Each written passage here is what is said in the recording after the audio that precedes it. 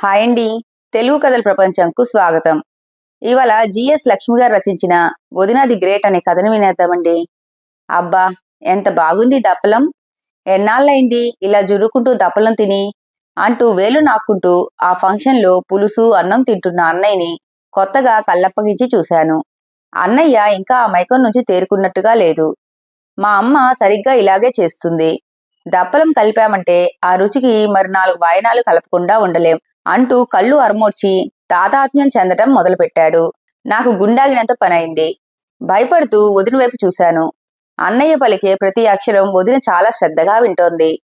ఆ రోజు మా బంధువుల ఇంట్లో బారసాల అంటే మా పెద్దమ్మ కొడుకు కోడలు అయిన అన్నయ్య వదినలతో కలిసి వెళ్ళాను. ఆ బంధువుల ఇంట్లో పెద్దవాళ్లు పట్టుపట్టి ఈ కాలంలో లాగా ఫ్రైడ్ రైస్లు రోటీలు కాకుండా రాజమండ్రి నుంచి వంట వాళ్ళని హైదరాబాద్ రప్పించి ఆవు పెట్టిన పనసపొట్టు కూరతో సహా అన్ని సాంప్రదాయకమైన వంటలు దగ్గరుండి మరీ చేయించారు.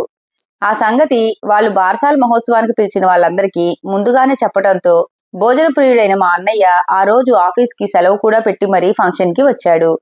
అక్కడికి బయలుదేరే ముందు అన్నయ్యకి కాస్త హింట్ కూడా ఇచ్చాను. అన్నయ్య, అక్కడ భోజనం బాగుంటే బాగుంది అను, కానీ అంతకు మించి ఎక్కువ పొగడొద్దు అని. ఎంతైనా నాకన్నా పెద్దవాడాయే, అంతకన్నా చెప్పలేకపోయాను. అబ్బే, అన్నయ్య వింటేనా? ఏదో ఓ పూట భోజనానికి వెళ్ళినంతలో ఆ వంటని అంత పొగిడెయ్యాలా?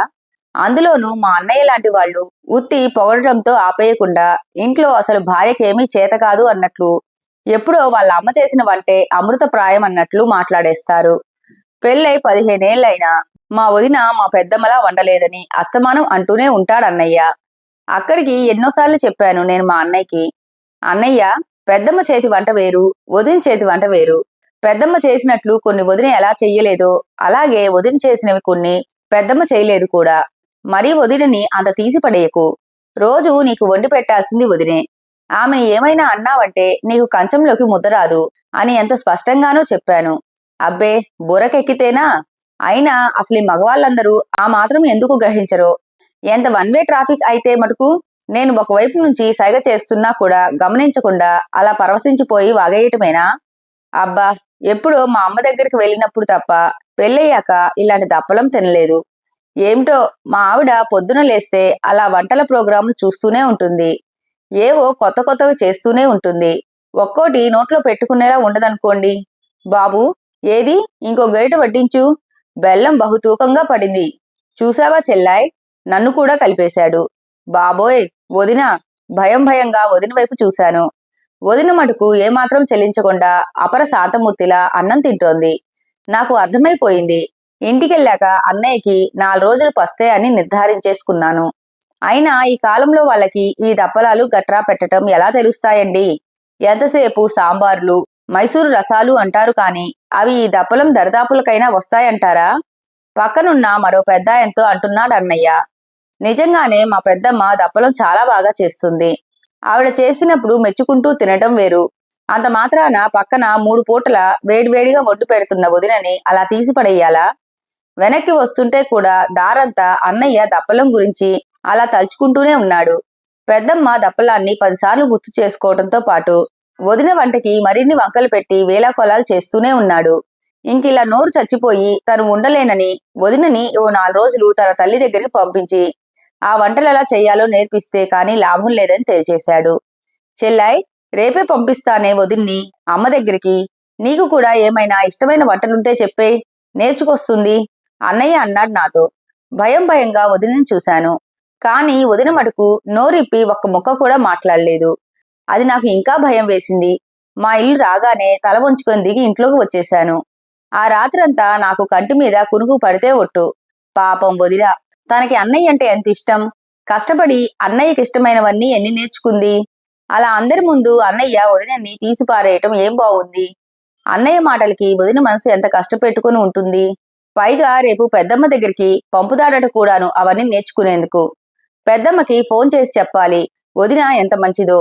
అయినా అసలు ఈ మొగాళ్ళకి పెళ్ళాల్ని అలా తీసి పడేసే హక్కు ఎవడిచ్చాడో? ఇంకెవడు? ఆ దేవుడే అయ్యుంటాడు. ఆయన మగవాడే కదా.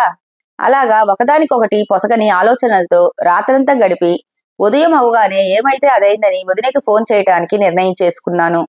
పాపం, అన్నయ్య మాటలకి ఎంత బాధపడుతుందో. ఎంత చిన్న మొహం చేసుకుని పెద్దమ్మ దగ్గరికి వెళ్తుందో. నేనైనా కాస్త ఓదార్పుగా మాట్లాడకపోతే అత్తవారింట్లో వాళ్ళందరూ ఇలాంటి వాళ్ళేనని బాధపడదు పాపం. అందుకే ఆగలేక పొద్దున్నే ఇంకా 7 కాకుండానే వదినకి ఫోన్ చేశాను. వదిన ఫోన్ ఎత్తగానే గుడ్ మార్నింగ్ వదిన అంటూ ధైర్యం కూడగట్టుకొని విష్ చేశాను. ఏంటి స్వర్ణ, ఇంత పొద్దున్నే? అంతా బాగున్నారు కదా అంది మా వదిన. వదిన గొంతు మామూలుగానే ఉంది. అన్నయ్య మీద కోపం ఏమీ ఉన్నట్లు లేదే అనుకుంటూ, వదినా, నీకు తెలుసుగా మా అన్నయ్య సంగతి. వాడి మాటలు పట్టించుకోకు, ఏదో వాగేస్తూ ఉంటాడు అన్నాను కాస్త ఓదార్పుగా. ఏంటి పొద్దున్నే మీ అన్నయ్యకి తాళం వేస్తున్నావు అంది వదిన. అంటే ఇంకా కోపం పోలేదన్నమాట. అబ్బే ఏం లేదు వదినా, అన్నయ్యని ఒకసారి పిలువు, గట్టిగా అడుగుతాను. అలా నలుగురు ముందు నిన్ను తీసి పడేయొచ్చా అని గట్టిగా అడుగుతాను. నా సపోర్టు వదినకే అన్నట్టు చెప్పాను. మీ అన్నయ్య లేరుగా, మీ పెద్దమ్మ దగ్గరికి వెళ్లారు నిన్న రాత్రి. చేరినట్టు ఇందాకే కాల్ చేసి చెప్పారు అంది వదిన. నాకు గుండె గుబేలుమంది. ఎందుకు వదినా, పెద్దమ్మ పెద్దనాన్న బాగున్నారు కదా? ఏం ప్రాబ్లం లేదు కదా? కంగారుగా అడిగాను. వాళ్ళు బానే ఉన్నారు. మీ అన్నయ్యే ఈ శనాదివారాల్లో ఆ పనసపట్టు ఆవుపెట్టిన కూర, దప్పలం లాంటివన్నీ నేర్చుకుని వస్తారని వెళ్లారు. నాకు అర్థం కాలేదు. అన్నయ్య వెళ్ళటమేమిటి? నిన్ను పంపుతానన్నాడు కదా వాటి కోసం అన్నాను. నా ప్రశ్న విని నా అజ్ఞానానికి చింతిస్తూ అప్పుడు వదిన నాకు గీతాసారాన్ని బోధించింది. చూడు స్వర్ణ, మీ అన్నయ్య నన్ను పంపడం అవన్నీ నేను మీ పెద్దమ్మ దగ్గర, అదే మా అత్తగారి దగ్గర శ్రద్ధగా నేర్చుకోవటం జరిగిందనుకో. అప్పుడైనా నేను సరిగ్గా అలాగే చేసినా అది సరిగ్గా మా అత్తగారు చేసినట్టే వస్తుందన్న గ్యారంటీ ఏముంది? ఒకవేళ వచ్చినా మీ అన్నయ్యకి నచ్చుతుందన్న నమ్మకమేమిటి? ఆ మనిషికి వాళ్ళమ్మ చేసినట్టు ఇంకెవరూ చేయలేరని గొప్ప నమ్మకం. మీ అన్నయ్యకే కాదు, చాలా మంది మగవాళ్ళంతే. వాళ్ళమ్మ చేసినట్టు ఇంకెవరూ చేయలేరని ఖచ్చితంగా చెప్తారు. ఇన్ని తెలుసున్నప్పుడు నేను పని కట్టుకుని వెళ్ళి ఆ దప్పలాలు గట్రా నేర్చుకుంటే మటుకు ఏం లాభం చెప్పు? అందుకే అదేదో మీ అన్నయ్యే నేర్చుకుని వచ్చేస్తే అదెలా వచ్చినా మనకింక బాధుండదు. మనం నేర్చుకోలేదన్న మాటే ఉంటుంది తప్పితే, నేర్చుకుని చేస్తే చేసినప్పుడల్లా మా అమ్మ చేసినట్టు లేదనే మాట మనకొస్తుంది.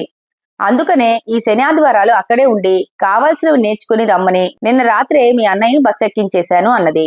తెల్లబోయిన నేను నా చేతిలోంచి జారిపోతున్న ఫోన్ కింద పడకుండా పట్టుకునేందుకు చాలా కష్టపడవలసి వచ్చింది.